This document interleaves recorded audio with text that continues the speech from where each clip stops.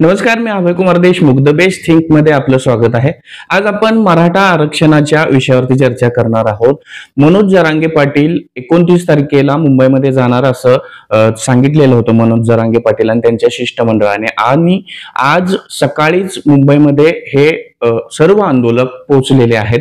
29 तारखेला मराठा समाजाच्या आरक्षणासाठी मुंबईमध्ये आझाद मैदानावरती आंदोलन करणार असल्याचं मनोज जरांगे पाटील यांनी सांगितलेलं होतं।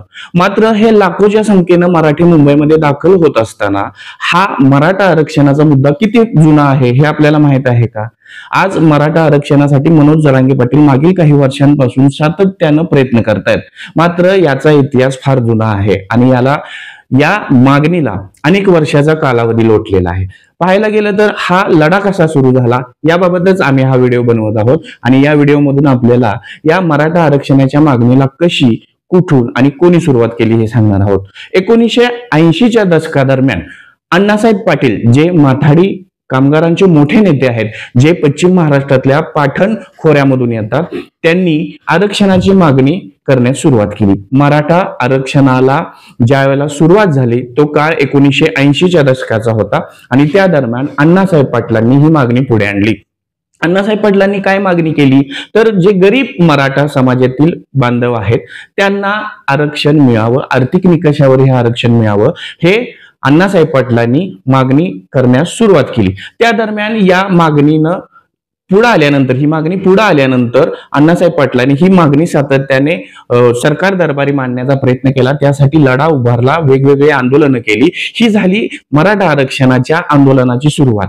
त्यानंतर अण्णासाहेब पाटलांचा हा लढा चालू राहिला। त्यानंतर अनेक मतप्रवाह त्यामध्ये सहभागी झाली, वेगवेगळ्या पद्धतीनं मागण्या करण्यात आल्या, आणि 1990च्या दरम्यान ज्या वेळेला काही काळापुरती ही मागणी शांत झालेली होती, मागे पडलेली होती, त्या दरम्यान 1990च्या दरम्यान पुरुषोत्तम खेडेकर यांनी या मागणीचा पुनरुच्चार केला आणि आपल्या मराठा सेवा संघाच्या माध्यमातून मराठा समाजाला आरक्षण मिळावं यासाठी प्रयत्न सुरू केले। पुरुषोत्तम खेडेकरांनी सुद्धा अनेक वर्षी ही मागणी करत राहिले आणि वेगवेगळ्या पद्धतीचं आंदोलन करत राहिलं।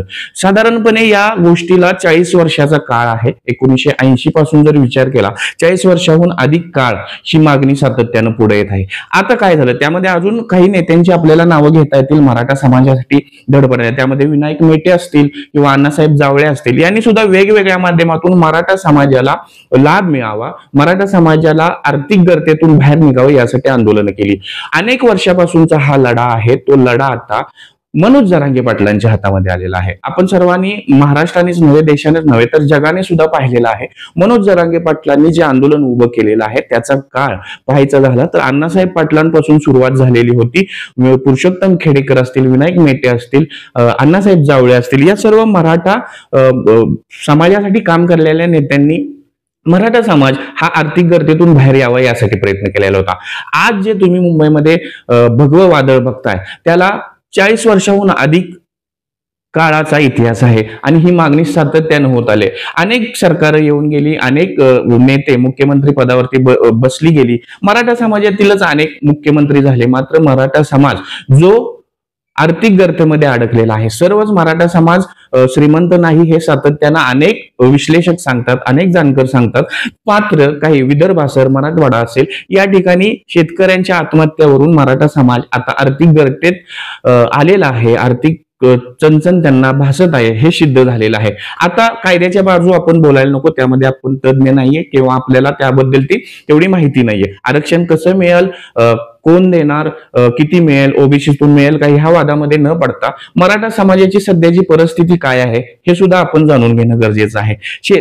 मराठा समाज हा मूळतः बऱ्याचशा ठिकाणी शेती करणारा समाज आहे, आणि आता त्या कालांतरानं त्याच्यामध्ये विभागणी झाल्यानंतर त्या शेतीमध्ये सुद्धा जे पैसे घातले जातात ते सुद्धा त्यांना वसूल होत नाहीत, बाजारभाव तर मिळत नाही, निसर्गाचं संकट तर आहे। अशा सर्व गरजेत हे आरक्षण मागणी पुढे येत आहे। मनोज जरांगे पाटलांनी जी मागणी सुरू केलेली होती ती मागणी आता त्यांनी पूर्ण करण्यासाठी पुन्हा एकदा आंदोलनाचा एल्गार पुकारलेला आहे। कोणत्याही समाजाच्या विरोधात कोणाचंही भाष्य नसावं एवढी अपेक्षा आम्ही या व्हिडिओच्या माध्यमातून करतो। पण आजचा हा 29 तारखेचा दिवस आहे, तो मुंबईमध्ये चक्काजाम करणाराच असा झालेला आहे। मराठे गावागावातून मुंबईच्या दिशेने गेलेले आहेत, काही मराठी पोहोचलेले आहेत, काही मराठा समाजाचे बांधव पोहोचत आहेत. या ठिकाणी अजून एक आम्ही आव्हान आमच्या चॅनेल करून, आमच्या टीम करून करेन, कोणत्याही प्रकारे सोशल मीडियावरती एकमेकांच्या समाजाबद्दल आक्षेपार्ह असं विधान करू नका. हा लढा जो आहे तो गरजवंत मराठ्यांसाठी आहे आणि कुणाच्याही ताटातलं घेण्याचं नाही असं देखील आहे. त्यामुळे आपापल्या भावना व्यक्त करताना सामाजिक भान प्रत्येक समाजातील सदस्यानं, बांधवानं पाळावं एवढीच अपेक्षा करतो. धन्यवाद.